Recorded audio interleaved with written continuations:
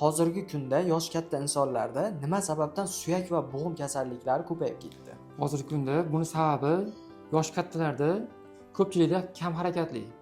Harakat kamligi, yurish kamligi bu bo'g'imlarga qon aylanishini kamaytiradi. Bu bo'g'imdagi degeneratsiya, ya'ni bo'g'im yuzlarining oziqlanishi, artroz kasalliklarini keltirib chiqarishi mumkin. Keyingi o'rinda ortiqcha vazn. Ortiqcha vazn chanoq son bo'g'imi, tizza bo'g'imiga tushadigan yuklamani 2 barobargacha oshirishi mumkin.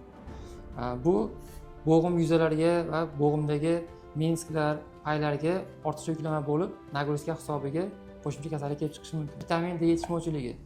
Hozirgi kunda iqlim o'zgarishi hisobiga yerga yetib keladigan ultrabino'sh nurlari yetishmasligi hisobiga vitamin D hosil bo'lishi kamaydi. Bu organizmda kalsiy o'zlashtirishga ta'sir qiladi va suyaklarni nozik va mo'rt qilib qo'yadi. Yoshlikda orttirilgan patologiyalar. Yoshlikda, tizzada, bo'g'imlarda travmalar, sinishlar yosh katta bo'lgandan keyin bo'g'imda katta o'zgarishlarga olib kelishi mumkin. Bunday holatda tavsiyalarim ko'proq harakat qilish, gimnastika, sport bilan shug'ullanib turish, ochiq havoda sayr qilish, vitamin D, kalsiyga boy mahsulotlar iste'mol qilish. Keyingi o'rinda vaznni nazorat qilish, ortiqcha vazndan saqlanish, keyin bo'g'imlardagi o'zgarishlarga bekor qoldirmasdan ortopedga murojaat qilib turish kerak.